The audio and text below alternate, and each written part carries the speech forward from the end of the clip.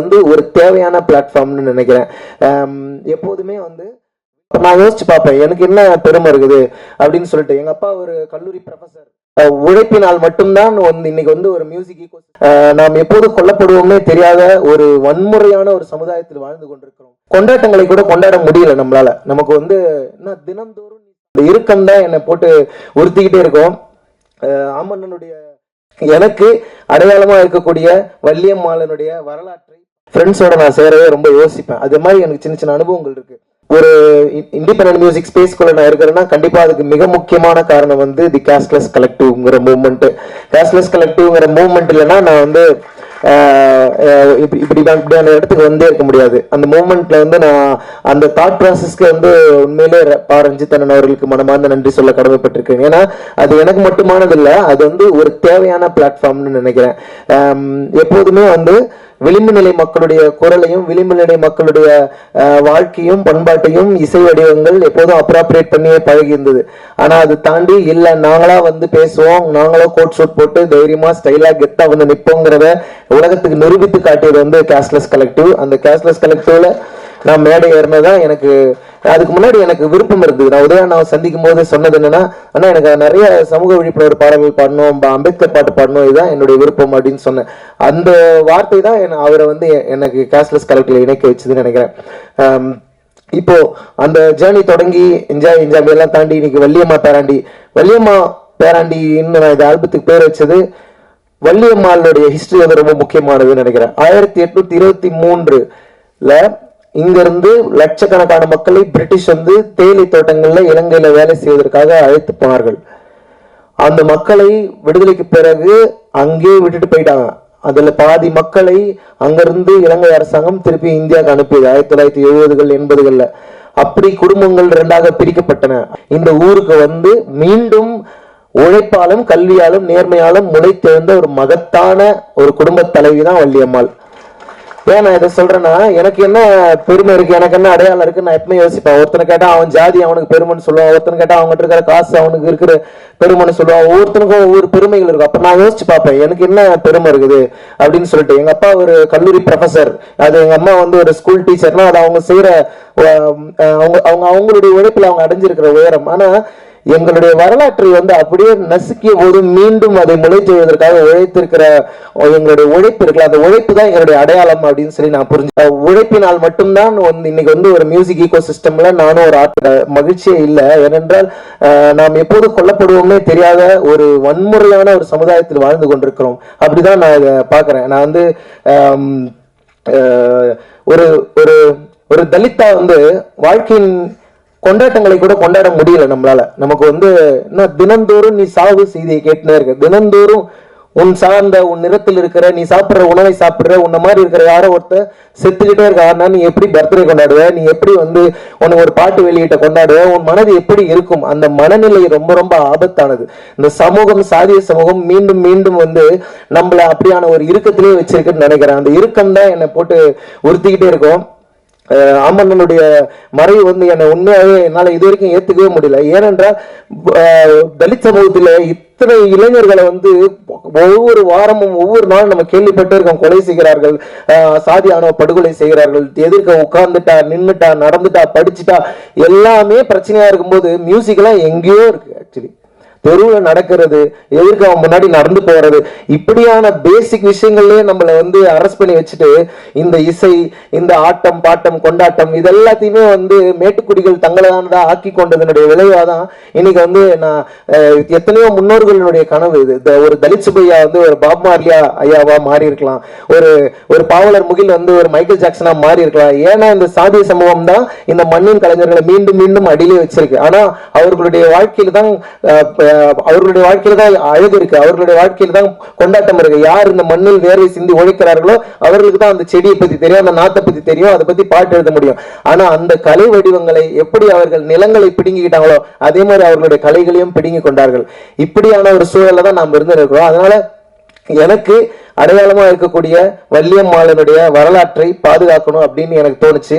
அதை வந்து எங்க பாட்டி பள்ளிக்கூடம் போல, ஆனா நான் வந்து காலேஜுக்கு போயிருக்கிறேன், பல நாடுகளுக்கு போயிருக்கிறேன், விமானங்கள்ல போறேன்னா இது எல்லாமே அவர்கள் செய்த அந்த உழைப்பின் வேர்களின் தியாகங்களை தான். அதுக்காக தான் நான் நன்றி செலுத்த வேண்டும்னா இந்த ஆல்பமுக்கு வந்து வள்ளியம்மா பேராண்டி அப்படின்னு பேர் வச்சேன். கண்டிப்பா வந்து இது எல்லாருக்கும் ஒரு உணர்த்துதலை கொடுக்கும் அப்படின்ற ஒரு பெரிய நம்பிக்கை எனக்கு இருக்கு. இந்த ஆல்பம் வந்து ஒரு 2 வருஷம் கிட்டத்தட்ட எடுத்தேன் இந்த ஆல்பம் பண்ணி முடிக்கிறதுக்கு. குவாசி மோட் அப்படின்னு ஒரு மியூசிக் ப்ரொடியூசர், நான் என்னோட டீமை பத்தி ஷார்ட்டா சொல்லிடுறேன். குவாசி மோட் ஒரு மியூசிக் ப்ரொடியூசர், அவர் லண்டன்ல இருக்காரு. இந்த ஆல்பம்ல 8 பாடல்கள் எனக்காக அவர் பண்ணி கொடுத்திருக்காரு. ஒரு பலத்த கைத்தட்டல் கொடுத்தீங்கன்னா அவங்கள வந்து உண்மையில அண்ட் ஆண்டோ பிராங்க்லின் இங்க இருக்காரு. 2 பாடல்கள் எனக்காக இந்த ஆல்பத்தில் அவர் பண்ணி கொடுத்திருக்காரு. அண்ட் காட்சி ஆப்பிரிக்கால இருந்து நமக்காக இங்க இந்த நிகழ்வுக்காக வந்திருக்காரு. ஸோ இவங்க 2 பேரும் ஈச் 2, ஸோ டோட்டலி 12 சாங்ஸ் பண்ணியிருக்கிறோம். அண்ட் சாய் ஸ்ரவணம் சார் வந்து எனக்கு ஒரு பாட்டு நேற்று திடீர்னு ஒரு பாட்டு இஷ்யூ ஆயிடுச்சு, அதில் உடனடியாக ஒரு பாட்டு பண்ண வேண்டி இருந்தது. அதை பண்ணும்போது உடனடியாக எனக்கு மிக்ஸ் பண்ணி கொடுங்க சார்னு கேட்டேன். சாய் ஸ்ரவணம் சார் அவர் வந்து எனக்காக ஒரு பாடல் மிக்ஸ் பண்ணி கொடுத்தாரு. மீதி 11 பாடல்கள் டயர் தாம்சன் சொல்லி லண்டன்ல ஒரு கிராமி வின்னிங் இன்ஜினியர் அவர் மிக்ஸ் பண்ணி கொடுத்தாரு. ஸோ அவருக்கும் என்னுடைய நன்றியை தெரிவிச்சுக்கிறேன். மற்றும் கல்பனா அம்பேத்கர் இந்த தொடாத மியூசிக் வீடியோ எடுத்து கொடுத்தாங்க. எனக்கு என்னன்னா கல்பனா வந்து இந்த பாட்டை சரியா புரிஞ்சுக்கோங்க. கல்பனாவுக்கு எப்போதுமே இந்த சமூகத்தின் மீது ஒரு கோபமும் இருக்கு, ஒரு பேரன்பும் இருக்கு. அதை நான் பார்த்துட்டே இருப்பேன். சரி கண்டிப்பா இவங்க இதை ஹேண்டில் பண்ணிடுவாங்கன்ற ஒரு நம்பிக்கை வந்து எனக்கு வந்ததுனால நான் அவங்க கிட்ட கொடுத்தேன். கண்டிப்பா இந்த பாடல் வந்து எனக்கு ரொம்ப பிடிச்சிருக்கு. கண்டிப்பா இது மக்களுக்கும் பிடிக்கும் அப்படின்னு நான் நம்புறேன். இந்த ஆல்பம் நேற்று நைட்டே ரிலீஸ் ஆயிடுச்சு, நீங்க கேளுங்க. 12 பாடல்கள் கொண்ட வள்ளியம்மா பேராண்டிங்கிற இந்த ஆல்பம் எல்லா மாதிரியான மூட்ஸும் இதுல இருக்கும். ஒரு ஜாலியான பாட்டு, எமோஷனலானது, லவ் சாங் எல்லாம். ஏன்னா நம்முடைய முழு உணர்வுகளை நம்ம வெளிப்படுத்த முடியாத மனிதர்களாவே இருக்கும். அப்ப அறிவு அப்படின்னா நீ எப்போ கருத்து சொல்ல போற, நான் கேட்கிறேன் நான் ஏன் கருத்து சொல்லணும், ஏன்னா சந்தோஷமா இருக்க கூடாதா நமக்கு? அப்போ வாழ்க்கையினுடைய மற்ற ரூம்ஸ் எல்லாம் நமக்கு நம்மளால போக முடியாத ஒரு உளவியல் ரீதியான சிக்கல்களுக்குள்ளதான் நான் இருந்துதான் நான் உணர்றேன். அதனால என்னைய நானே உடச்சிக்கிட்டது தான் வள்ளியம்மா பேராண்டி. ஸோ அதுல சரி இருந்தாலும் தவறு இருந்தாலும் ரஞ்சித் அண்ணன் சொன்ன மாதிரி நான் அதை கத்துக்கிறதுக்காக தயாரா இருக்கிறேன். உங்களுடைய கருத்துக்களுக்காக நான் காத்திருக்கிறேன். மற்றும் என்னுடைய அம்மா அப்பா, என்னுடைய குடும்பத்தினர், இவங்களுடைய இந்த உலகத்துல இருந்து தான் நான் வரேன். இவர்கள் யாருக்குமே கிடைக்காத ஒரு வாய்ப்பு எனக்கு கிடைச்சிருக்கு. அப்ப நான் யாரு? நான் என் முன்னோர்களின் கனவு. I am the wildest dream of my ancestors. என்னுடைய முன்னோர்கள் எப்போதும் இயங்கிக் கொண்டிருந்திருப்பார்கள். நான் ஒரு கலைஞனாக வேண்டும், பாடகனாக வேண்டும், நான் என்னுடைய குரல் உலகம் முழுவதும் கேட்கணும்னு கனவு கண்டிருப்பாங்கன்னு நினைக்கிறேன். அதனுடைய ஒரு தாக்கமா நான் இந்த இடத்துல நிக்கலாம்னு நினைக்கிறேன். அதனால அந்த வடிவத்துல என்னை இன்ஸ்பயர் பண்ண பாவலர் தலித் சுப்பையா ஐயால இருந்து, பாவலர் முகில் ஐயால இருந்து, இன்குலாப் ஐயா, கே குணசேகரன் ஐயா, இவர்கள் வரிசையில் மக்கள் இசைக்காக கிராமந்தோறும் ஓடி ஓடி பாடி பாடி என் போன்ற கிராமங்களிலிருந்து எளிய குடும்பங்களிலிருந்து வரக்கூடிய கலைஞர்களுக்கு நம்பிக்கை தந்த அத்தனை பேர்களுக்கும் என் நெஞ்சார்ந்த நன்றியை நான் இந்த இடத்துல இருந்து தெரிவித்துக் கொள்கின்றேன். நம்ம வந்து இந்த ஹிப்ஹாப் மியூசிக்னு சொல்றோம், பாப் மியூசிக்னு சொல்றோம், இது எல்லாமே இந்த மண்ணின் இசை தான். ஆக்சுவலி இந்த எப்படி கருப்பின மக்களுடைய இசை வந்து ஹிப்ஹாப் இசை, அவர்களுடைய விடுதலைக்காக அவர்கள் பயன்படுத்தி கொண்டது. அதே போல இந்த இந்திய சூழல்ல, தமிழ் சூழல்ல நம்முடைய விடுதலைக்காக நாம் கையில் எடுக்க வேண்டிய இசை வந்து ஃபோக் மியூசிக்னு நினைக்கிறேன். அந்த ஃபோக் மியூசிக்ல தான் பல உண்மைகள் ஒளிஞ்சிருக்கு. இந்த சமூகத்தை பற்றிய அத்தனை படிப்பினைகள் அங்க ஒளிஞ்சிருக்கு. இயற்கையை எப்படி பாதுகாக்க வேண்டும், மனிதனை மனிதன் சமமாக நடத்தி கொள்ள வேண்டும், இப்படி அற்புதமான வாழ்வியல் கோட்பாடுகளோடு பொருளாதார ரீதியாக பின்தங்கி இருந்தாலும், ஆண்டாண்டு காலமாக வஞ்சிக்கப்பட்டிருந்தாலும், யாரையும் சுரண்டாது யாரையும் வஞ்சிக்காது வாழ்ந்து கொண்டிருக்கிற ஒரு மகத்தான பண்பாட்டுக்கு சொந்தக்காரர்கள் நாம் அப்படிங்கறத நான் புரிஞ்சுக்கிட்ட இடத்துல இருந்து தான் இந்த வள்ளியம்மா பேராண்டின்ற ஆல்பத்தை பண்ணியிருக்கேன். கண்டிப்பா இது உங்க எல்லாருடைய கொண்டாட்டத்துக்கும் காரணமா இந்த ஆல்பம் இருக்கும்னு நான் நம்புறேன். எனக்கு அதுக்கப்புறம் நான் ஒரு மியூசிக் பேண்ட் உருவாக்கணும்னு தோணுச்சு. கேஷ்லெஸ் கலெக்டிவ்ல இருந்து அதன் பிறகு நான் ஓகே நம்மளும் ஒரு ஜாலியான ஒரு பேண்ட் ஆரம்பிக்கலாம், ஒரு ஆல்பம் பண்ணலாம்னு சொல்லிட்டு நான் பாலச்சந்தர் சரத்லாம் சேர்ந்து ஒரு மியூசிக் பேண்ட் உருவாக்கணும். அவர்களோட தொடர்ந்து பயணம் பண்ணிட்டு இருக்கேன். அடுத்து என்னுடைய பேண்டோட ஆல்பத்தை நான் ரிலீஸ் பண்ணலான்னு இருக்கோம். இது நாம் தனியா ஒரு ஹிப்ஹாப் ஆல்பம் பண்ணணும் அப்படின்னு சொல்லி முயற்சி பண்ணது. இந்த இண்டிபெண்டன்ட் மியூசிக் ஸ்பேஸ்க்குள்ள அவ்வளவு ஈஸியா நம்மள வந்து வரவே விட மாட்டேங்கிறாங்க. என்னன்னா இங்க ஒரு பாட்டு, ஒரு ஒப்பாரி பாட்டு உருவாகுதுன்னா அந்த ஒப்பாரி பாட்டு வந்து 2000 வருஷம் தாண்டி வந்திருக்கும், 1000 வருஷங்கள் தாண்டி வந்திருக்கும். அது பேர் ஓரல் லிட்ரேச்சர், அது வாய்மொழி இலக்கியம். அதுக்கு கம்போசர் யாருன்னா ஏதோ ஒரு ஆயாவா, ஏதோ ஒரு ஊர்ல திண்ணல உட்கார்ந்து இருக்கிற ஒரு ஆயாவா தான் இருப்பாங்க. அவர்களிடமிருந்து அது வருகிறது. அது வந்து கொஞ்சம் கொஞ்சமா கசிந்து கசிந்து வரலாற்றில் ஒவ்வொரு கை மாறி அது கடைசியா ஒரு சினிமாவுக்கோ ஒரு ஒரு பெரிய இடத்துக்கோ வருகிறது. ஆனா அந்த பெரிய இடத்துக்கு வரும்போது அது எங்க இருந்து வந்ததுன்னு சொல்லப்படுவதில்லை. அது அந்த மேடைக்கு வந்த பிறகு அது வெறும் வியாபார பொருளாயிடுது. அந்த மக்களுடைய பண்பாடு, அவங்க ஏன் அதை உருவாக்கி இருப்பாங்க, அந்த கதை என்ன அப்படிங்கறத பத்தி பேச விடுறதில்லை. ஆனா இது ரொம்ப ஆபத்தான போக்குன்னு நான் பாக்குறேன். அது எப்படி நான் ஆண்டாண்டு காலமா சாதி எப்படி இங்க இருக்கிறவங்க உழைப்பு மட்டும் வாங்கின்னு அந்த மனிதர்களை புறந்தள்ளி வச்சதோ, அதே மாதிரி இந்த இசையும் பண்பாடும் அந்த எளிய மக்களுடைய வாழ்வியல் விழுமியங்களை பிடுங்கி கொண்டு அந்த மனிதர்களை புறந்தல்கிற வேலையை செய்கிறது. அதை கட்டுடைக்க வேண்டிய பொறுப்பு நம்ம எல்லாருக்கும் இருக்குன்னு நான் நினைக்கிறேன். ஏனென்றால் நம்முடைய கலையை, பண்பாட்டை, வேர்களை நாம் பாதுகாக்கவில்லைன்னா வேறற்ற மனிதர்கள் ஆயிடுவோம். நாம் வேறற்ற மனிதர்களானால் எளிதில் வெட்டி வீழ்த்தப்படுவோம்.